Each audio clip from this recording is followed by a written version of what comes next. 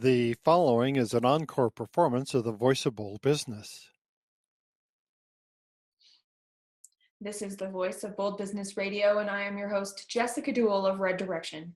You are listening to The Power of Effective Rewards. What I was thinking about before I had this conversation with Jessica Phillips, it's a process that we can learn. It's rewards are something that you can implement and have a system for. And I was right. Those things are in place. The thing is, what I learned is that it's what we do around the systems and the processes to build effective rewards that really make them valuable or not. So we're talking in today's program about things like relationships with clients and how bucking the system with clients is actually a good thing in terms of the processes we use. The second thing is with our employees. How do we know they fit in? What are the ways that we build relationships? How do we get them to work together? Are important questions that we touch on the answers to today. Also, in the actual workspace and place, because whether we're in a physical space or we're in a remote place or we're part of a physical team in a remote place, what Jessica talks about today is trust and trusting first and what that looks like and how that is experienced in her organization. All of those things really sum up into culture. And we talk a lot about culture and relationships because it's through the culture and it's through being a role model that it works, that it sticks, that it's the glue that brings everything together. And does it make it a foolproof system? No, there are always problems. There are always things we can learn from. That's just because every experience is different, and we take one experience after the other and we bring them together to build on and keep the direction going where we want to go. I'm going to introduce you to Jessica Phillips, and then you will hear her talking with me in just a few moments. Jessica Phillips is known for her outspoken dedication to relationship marketing. Starting with a laptop and a vision, Jessica has grown her agency to become a certified and recognized inbound partner who has worked with over 100 clients across the U.S. and internationally. She founded the Relationship Marketing System to help businesses learn the art of growing repeat referral business. Jessica teaches comprehensive relationship marketing and hosts a weekly video casts called Magnet Marketers and Relationships ROI, which focus on becoming magnet versus a bullhorn while growing relationships and ROI in business. Welcome to the Voice of Bold Business, the show that provides everything smart leaders need to evaluate situations, build relationships, and create solutions. Jessica Dewell candidly talks about the skills necessary to build tenacity and do more with less. And now, here's Jessica. Okay, well, and so let's start with clients, because you have served a lot of people in your roles over time. Did you actually come into business and go, this is what I want to do? Or do you look back and you see the things I did are building that loyalty, are building that camaraderie in those relationships? Which was it for you? I honestly came into business just knowing that I wanted to come in and work in a place where it didn't feel like work, and then I could just really do what I love to do. So it's kind of come naturally, honestly, and I think I'm still just having fun with it. And that's just helped with working with clients when it comes to rewards, because in the world of social media, you have to be fluid, and so much of what we're doing representing them online has to be a true representation of what's going on in their business. So we try to create that culture experience for them working with us as much as we want them to create the experience with them working with their team, because we're just translating their message online. So the more that we can get their team and their whole branding and environment in this whole rewards idea and this trust building and this just good culture overall, when they have it there, it's easy for us to translate that message for them online. Mm-hmm. So I think with working with clients, we've just worked with them and just treated them the same way that we would want to be treated. So we said, we will help you manage your marketing and your social media, and we're going to come up with this package together. We're going to talk about it, what you need, how you need us to work and integrate into your mix. You don't have to worry about long-term contracts and all that. Now, I've often been criticized for not having contracts, and yes, have a few clients that we've taken on abused it, yes, but we've far outweighed on the good, I would say, than anything bad that has come of that. I think it helps to build that trust, which is essential for keeping that long-term repeat referral business. And honestly, that's the whole way that we've grown now. Marketing Group is from referral business and clients sticking with us. So it's overall a huge win.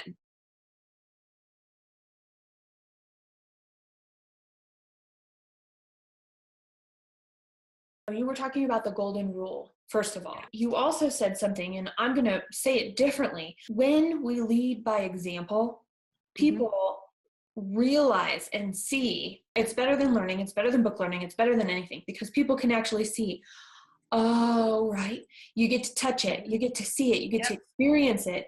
And then it's when those things happen, then all of the words make sense.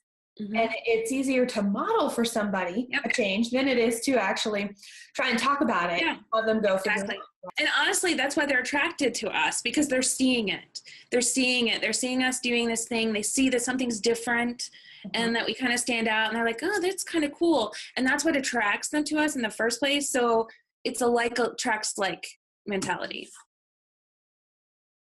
Everybody, I'm going to totally let the cat out of the bag right now. Everything we're talking about relates to company culture. So we're talking about effective reward, but in reality, it's the actions and it's the results of those actions and the outcomes. Let's shift to a minute to your team. You were telling me as we were talking and preparing for this conversation about your team. Tell us about your work setup.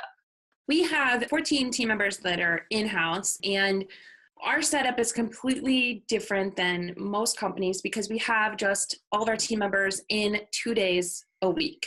Throughout the week, we have everybody from every department, if you will, in on Mondays, and then they work a second day throughout the week where our web team works on Thursdays and our account managers work on Wednesdays. So they have one day where all of us are together, and their next day is them doing their individual tasks, and then one day with their core group. So we all have this mixture of time together, time as a group, and then time to work independently on our specific tasks. So we do have that split up, but each person really has their own almost managerial role, even though they're not called that, but they are very much in control and in charge of their specific tasks. They are the whole head, lead, the buck stops with them, manager in that sense for what they do. So there's a lot of trust, I would say, that's added to what they're doing. They have a lot of freedom in that aspect. In between the times that we're in the office together, the rest of the team is working within a project management system. So we can see kind of some of the things that they're working on. But other than that, they have complete 100% control of their time. You're talking about giving each of your employees independence, which is something that I love. And that's actually something I teach companies to do. How do you create that independence? You have to. And what was your biggest takeaway when you were setting this up and you were doing this and you were saying, we're not going to be normal? I honestly started the company from a frustration of working in corporate America. And I said, what would I want my ideal work environment to be like? I don't need micromanaged. I know my stuff. I know what I need to do. Let me do it. If you want me to love this company, you're going to give me trust. And I will give you the most hours of my life because I'm working for you. You know, I'm going to spend more hours here doing your thing. So I wanted to create the same thing for the team. Like I wanted to create a place where everybody wanted to be, where they're not like, oh, I got to go to work on Mondays. And doing that, I just wrote it out, and it was just, you know, what makes good common sense, where people don't have to feel guilty about going to a doctor's appointment or have to really consider, like, can I stay home with my sick kid? Can I go to work right now? Or am I going to be sacrificing learning and seeing the first steps of my child? All those things that go and weigh in our mind when we're considering working, I wanted just to make easy for someone. Like, you can have the best of both. And so I wrote it out, and then the rest of it, we just honestly have adapted along the way. Sounds kind of bad. Like we knew what we wanted, but the rest of it's kind of like, okay, what works for everyone? Like we didn't start out wearing jeans. Funny enough, that was the biggest survey result of what can we change here in the company. Everybody said, I want to wear jeans. Okay.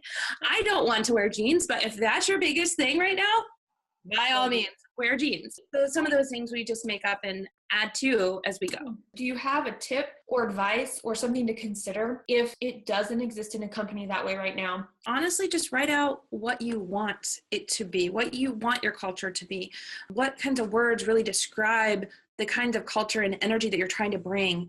Bring your team together and create this together. Ask them who they believe that the company is and what kinds of things that they feel like would make their job more enjoyable. And you can do this if you feel like there's a level of intimidation of talking about it in a group. There's apps out there. There's like Culture Amp. There's several others that are on the market right now without me endorsing them, but they're out there to where you can do anonymous surveys and ask your team for that feedback. That's what we did when we found out the gene thing. But they will tell you, people will tell you, especially if you can guarantee them, and there's apps out there that'll guarantee like, hey, you don't have to worry about it. You're not going to be called out for your survey answers. So give them permission to be honest and give you that feedback, because I swear it works. Start with what you want your culture to be. What kinds of team members are you trying to attract as well? Because a lot of the team members here, they're making less money here than they did at their last job, but they didn't come to us for the money. They came to us for the balance, the culture, the experience, I would say. I think there is this trade-off that people want, and they will do it for the right environment. So start with the surveys, start with talking with your team, writing it out, planning it out, and then just changing it. And you can adapt and grow and build to the culture that you want after that. I want to go back to something that you said with not having a contract. I'll bet there are people that are listening that are like, I can't breathe. You said, I don't understand. Yeah. There's like no air. It's so crazy. And you said you had people that take advantage of it. So tell us why that happened. And when you had somebody take advantage of it, what was the outcome of it? How did you handle it? Yeah. So the no contract, it really is because when you're entering into that relationship, you have to give a little bit and say, look, we're going to earn our keep, if you will, each month. We want you to trust us. And we don't want you to feel like you have to stay with us if it's not a good relationship. At the very, very beginning, though, it was kind of my fault, I would say, with the people taking advantage of it, because I was trying to take on everybody. And I'm like, oh, I can help you, and I can help you, and I can help you. I'll figure it out. And it wasn't a good match. So some people are just like, hey, I want you to get me started and get all the work done. And I already kind of know, I just want to learn and do and finagle it on my own. So I would say at the beginning, it was just because I was taking on the wrong clients at the time that weren't a good fit for either one of us. I would say that was where it was taken advantage. It's not to say that others haven't decided that they wouldn't stick with us, but honestly, we have a huge client retention rate. I would say for an agency, it's ridiculous when we talk with others how much our client retention rate is without having a contract, because they don't feel like they're locked in and they have to make this huge commitment every year. It's not this big, big decision. They just know, like, that's my marketing team. That's who I'm working with. And we just have a good relationship that way. It's so funny. My husband came home from a business trip one time. So his name is Ryan. So Ryan comes home and he goes, on the way to the meeting I was going to, I didn't just see rollers, those rollers. I saw specifically the caster rollers that turn all the way around. And it was on the side of this truck. And this whole truck was representing this business that only did this one thing with this one type of caster. Got to the meeting and it turned out it was like that, those serendipitous things. And he was able to use the example right then in that meeting and be like, guys, gals, everybody here in this room, we can be everything to everybody, or we can do what we do really well, and stop there. You said something about taking the pressure off. The structure that you have chosen takes the pressure off of your team of, holy cow, we have to close the sale so we can continue to pay the bills and have the lights on and make payroll. To the same thing, like, oh my gosh, how can I make this commitment if I don't know if I'm going to make my return so I can pay the bills to keep the lights on and make payroll? So it actually affects everybody, doesn't it? It does. And honestly, God, that's where the other piece of having the team built in. So if we lose a client, we lose it together and we all come up with ideas of who we should be working on next. The team actually presented me with their idea of this whole new thing that we can offer. And they'd already had it planned out and everything. They don't get extra money or anything from this. It's just something that's all for the good. When we're like, hey, we really want to do this, but we would need this much more kind of revenue if we want to do that. And it's complete transparency. Like, it's all transparent. So everybody sees what we're bringing in, what we're using money for, what our new ideas are for growth. I think everybody feels like they're part owner of the company and they act that way. They're very conscious of what we do and how we do it, and they come up with ideas, and so they blow me away. It's awesome. It's more of a family, I would say, than a work culture. This is the voice of Bold Business Radio, and I am your host, Jessica Dewell of Red Direction. You are listening to The Power of Effective Rewards. When you said the word transparent, in your view, in your experience, and with the success that you've had, Jessica, how do you define transparency? It's transparent on what everyone's roles are, where they can exceed, what we need. If we have lost a client, like, okay, we need to make this much up. Or if we've gained a client, this is what we could do with it. But anything that's a problem that concerns the team, they hear about it. If anything that's a success that concerns the team, they hear about it and they participate in it. The benefit of doing that is that they all feel like they're contributing. One, they feel connected and they come up with these ideas, but they can be rewarded too. So we do reward each month. And this actually came from a team too, because we were trying to come up with different things that we can do for recognizing the culture, and just so people would know the culture when they came in, and it wasn't just up on a plaque dusty somewhere in the back that nobody knows. So we came up with what our culture was together, and then each month the team members vote on someone that is exuberating a now core value or has done something awesome for the team. And it can be for any of our core values. They have to say what they're recommending this person for. So it could be for innovation. It could be for teamwork, integrity, whatever, one of those core values. And they get a trophy, like a little trophy. It's called a Nowie. So we present them with the Nowie, and then they have that trophy. So then quarterly, then we do other campaigns where they can win time. This is something that we already have built in our company as a whole. It's called My Day, My Way, where no questions asked. They just message and say, I'm taking a My Day, My Way. And they're supposed to use it to create a memory or to do something for themselves, or something that's not a sick day, a doctor's visit, going to the DMV or whatever, something that's more meaningful, that's meant to rejuvenate, de-stress, enrich their life.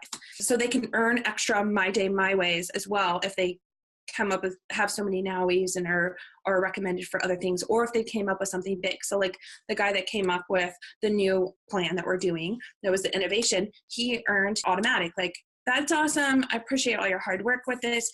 This is what you're getting as a result. So it's just another way of rewarding the team. And it rewards the team for being individual. It rewards the team members, right, as individuals. Yeah. It also rewards the team of, hey, we're noticing each other. Hey, part of trust is to really see what's going on. We can't put our heads in the sand. We can't close up, because if we're not noticing and everybody else is, we're the ones that are going to stand out. Not to be inclusive or exclusive, but I think it's a great way to feel out where people are on their individual journeys and where they fit within the company compared to when they're done with the company. Have you ever had that, where here's the culture, here's where it goes, and you see somebody is starting the path is just done. The journey together is done, and you see this change. How do you handle something like that? When they're done, like, and they're getting ready to move on from us, and they're kind of checked out. Exactly. And you're calling it checked out. So that's definitely a clue that they're checked out. This is not for everyone. Like, managing a social media profile, doing that all day is not for everyone. And some of them, they finally figured out what they wanted to do. So we're like, hey, and we've always been transparent. If this is not what you want to do, we will help you find that thing. But we want to keep this place fun. And if you're not having fun, then none of us are having fun. So, we'll help you find that thing. So there's been both those good, where we've celebrated those people moving on. But we did have, I want to say it was like year 2 in the business, where it was definitely a culture cancer, I would say, that started happening. And you could tell when other people would feel uncomfortable, because it is such a fun, like, we get a lot of work done and it can be stressful, but we tend to still be fun and have fun with it. Lighthearted. Lighthearted with it. And everybody's like they include each other in what they're doing. So we know when somebody's like withdrawing and just kind of negative, not wanting to participate, something's up. So we definitely do those culture surveys, try to find out what's going on. I try to pull them in as soon as I can to say, hey, what's going on? Is this still for you or not? If not, let's help you find something, because that is very dangerous. If you have negative people in there, there's other people that can damage, a culture if they get in. Then nobody may know until it's in there. To have that experience, you're in a situation where you're making the hiring and firing decisions. I'm thinking about two of the roles I've played where I got the team and that was the team. Yeah. And I had, quote, authority, but I couldn't actually do anything about the team that I had. So working with that can be a really difficult situation. Yeah. During the time you were figuring it out, did you experience a way to protect what you knew you wanted from this change during the time it was still being discovered? Was there something you could share around that? So I started doing more often check-ins versus just the reviews. It was like our one-on-one time. And I found out by doing that, then we could get to the heart of what it was that was bothering the person that maybe it just started building up and they didn't want to say it because everybody else's seems to be fine. So I'm just going to let this sit here. So I figured now we need to have more check-ins, because it's sometimes something just silly that you didn't even realize bothered that person. But because it's sat there for so long, it just kept building and compiling against other things. So we just did more often check-ins, and we implemented a 90-day trial period for anybody that's new. So, because, you only meet somebody's representative when you meet them in the interview. So we try to get a good feel of the person before they're actually hired in. They have to be here for 90 days. They're paid, but we have to have a check-in at that point. And that's always worked. We've only had one person that didn't make the cut. Those were the two things that we implemented. I think that's just good all the way around. It gives everybody a trial period. There's no commitment one way or the other. And you're trying us out just as much as we're trying you, to see if it's a good fit for us, A lot of companies have that and they don't use it. That would actually be a really cool way to see problems coming and take care of them for everybody. And our reviews, honestly, our check-ins are one thing. Our reviews is all based around company culture and their role and all that. And then we have, if they're getting a raise or up for a raise, we separate it because we don't want to confuse the culture with the money, right? We want it to be separate. So their review is all based around the culture, the performance, what clients are saying about them, what their team members are saying about them, because the team members are noticing a lot more than I would. They're working more closely with them on a day-to-day basis. So we bring in all of that as part of the review and then have them review us. And then we will do, when they're up for the salary and promotion here, we do that separate now. So that's neat. That's really neat. One of the things that's really big and near and dear to my heart is this concept of empathy. We've got sympathy, which can sometimes come across as condescendingness. Right? So you've got this idea of sympathy. Oh, I'm put myself in your shoes and I'm really going to feel what you're feeling. And some people are really good at that and they can do that well. And it's a supportive role. And some people try and do that. And it's like, oh, okay, pat your head, right? It is condescending. So it really got me looking at empathy and empathy in this concept of, I don't have to feel what somebody else is feeling. I don't even have to understand what they're going through. I just have to notice that they're there and that I'm here. And so there's this separateness of self and other that we forget sometimes. And when we have good, effective teams, which it sounds like you do, everybody's noticing. People are noticing each other instead of themselves. They're curious about what other people are doing, in addition to being curious about what they're doing and how they can be more a part, be whatever they want, whatever they're seeing their role as being. I can be having the best day of my life and somebody else might be having the worst day of their life. We can have those extremes and be in the same space without having to take on each other's anything or pretend. We don't have to pretend. That curiousness is really important. What can I do? What are other people doing? What's not working? What can I do differently? Things like that. And then that listening, that other piece, all that watching and looking and noticing is all about listening, and as much as it is about doing. And those are the 4 steps to empathy. That's awesome. Isn't that neat? I know. So I've managed teams before I started a company, and I tell you, it was horrible, like having to tell someone that they're written up because their baby was sick, or they had to come back at 6 weeks after maternity leave, or their job's in jeopardy. I've been a mom. I know what that 6 weeks going back to work is like. Your mind is not on work. A few things we do here, like we have a room specifically for babies now that they can bring their baby in, we'll all take turns, definitely. Yeah. But, for the first few weeks after that, so they can get comfortable, we have people here, that can help out when they're doing projects for nursing, that kind of thing, to make that easy. We have a game room, so we go 2 times a day when everybody's in here. We have set times where we either do a walk when it's nice outside, and we're in Ohio, so you never know. It could be nice, or 13 degrees, and sometimes in the same day. We'll do a walk outside, or we come inside and we have a yoga instructor that comes in the winter. And then we have a game room where we'll just do quick games where we can have some competitive fun with each other. So it's basketball and ping pong and cornhole. So right now we're doing some March Madness. That's fun. And then we just do challenges with each other. So we did a walking challenge, weight loss challenge, water challenge to get hydrated, implemented like a wellness policy. So some of those things that were honestly like a way of incorporating wellness to mental wellness. We have somebody that helped with financial things too, that talked about it, to get all of the things covered that could be just distracting your mind, honestly, from working, to where you could be the best version of yourself when you're at work. And compared to when I managed teams at other companies that were very by the book, everything, compared to here, we get so much more work done. Maybe the amount of time that's spent on it, because we're doing these other things, count the work time, isn't as much, but we crank out more work, if that makes sense. It does. It's like meaningful work that's done, and people are willing to jump in if something happens outside of the time that they're here. Like, I'm not asking them to, they're just doing it. But the quality and just the amount of work that's coming out as a result has been crazy good. A lot of what you're talking about with how you interact with clients, with how you're interacting with your team, with the way you set up your workplace, with the way that you trust first, Jessica, and then describing all of the elements of the culture from that, you're increasing productivity. We had a team of 4 that did 200 websites last year. Wow. Like, I mean, crazy, just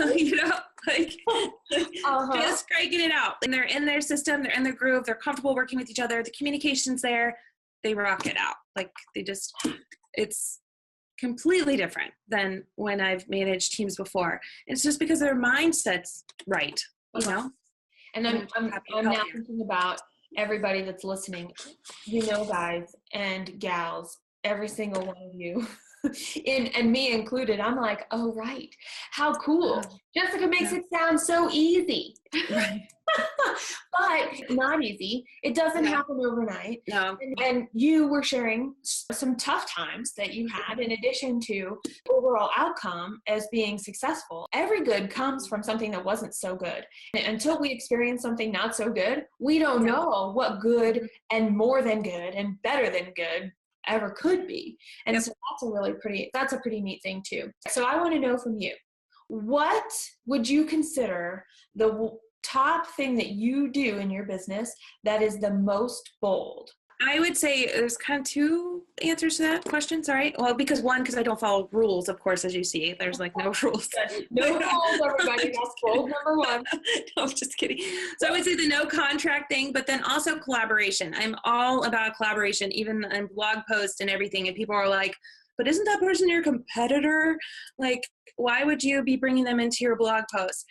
Why are you selling your training courses, or why are you giving training away from you and your competitors, quote unquote, when you're trying to promote the same thing? So I think it's a different way of looking at it. And I'm like, we're all coming together instead of trying to do things solo. So I would say the contract thing, which is kind of the same thing, trusting, but also the collaboration piece is a little outside the norm for a lot of people. Mm-hmm. About your competitors, because there is this thing of market placement and this desire to be something in the marketplace, whatever that thing looks like for the individual company. Mm-hmm. Yet at the same point in time, I remember back when the internet first started, and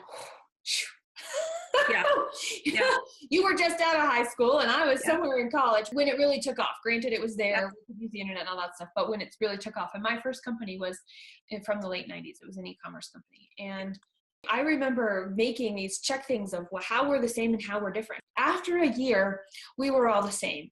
And I knew right then I needed to change, because the only way our business would succeed is if all these people are only going to look at features, there's nothing different about us. I don't want to compete on that. I want to be valuable. I want the services that I provide to be seen as of value. So we ended up with a range, but the concept was I brought our competition together. I'm looking back going, oh, I guess I did that. It wasn't a thing back then. Yeah, that's awesome though. I think there's a fear that we're going to run out of customers or something, like, oh my God, that's all there is. We're now calling the last call. And it's not the case. I think it does everybody more good if we're all sharing each other's message. We tap into different audiences, and you're going to win some, you're going to lose some, but you're going to have a lot more wins than anything else, because you're maximizing your reach and your voice and your relationships. But the whole key of everything is honestly the word relationships. The marketing or anything else you do, it's really honestly about how you treat people. I do a show with a guy that he has an agency not very far from me, and we do a show each week, and we send each other leads back and forth all the time. I'm like, hey, this one sounds like you. And he's like, hey, that one sounds like you. So it's a win-win. I love that. I think that is so fabulous. It's a new level of collaboration. It's a new level of engagement. And I have to tell you, Jessica, this time has gone by way too fast. It did, yeah, it did. It really did. Thank you. And I'm really glad that we were able to spend this time together. And please do, if you could send me something about one or two things that you have around your culture and the things that you're doing differently, I will put them in the program notes for everybody here. Everybody, you've heard it here first. Jessica, talk about amazing. And I know I'm in good company when there are two of us together. We're Jessica squared. Yeah. All right. Thanks for having me. It's been an awesome time talking with you. I appreciate it. From starting with this concept of empathy, we're all different, and we seek understanding to bring the people that we are working with together to help figure out what do we need to do differently to communicate our culture by being the model for the culture that we expect in our workplace. And all I've got is amazement at how wonderful Jessica has built her team, and that it all comes down to the golden rule and leading by example in every facet: client-facing, employee-facing, business building, that business development side of things. Check out our program notes at thevoiceofboldbusiness.com/P45. That's P for program 45, or search online, The Power of Effective Rewards. Make sure and rate this program and subscribe to receive future programs automatically on your preferred listening platform. Share your story and experience and add to this conversation of what it means to be a leader today, what it means to lead by example, what it means to own and accept and set the tone for the culture in your business.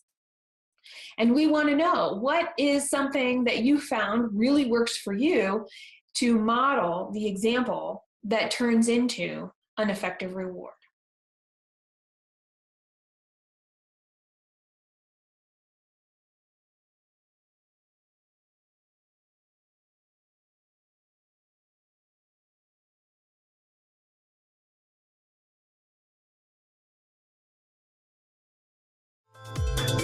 Subscribe at thevoiceofboldbusiness.com and get more information, program notes, and past episodes. Bold leaders approach each situation and focus on action to achieve a higher level of leadership. Jessica Dewell, your business advocate, is the host of the Voice of Bold Business Radio. Thank you for joining us.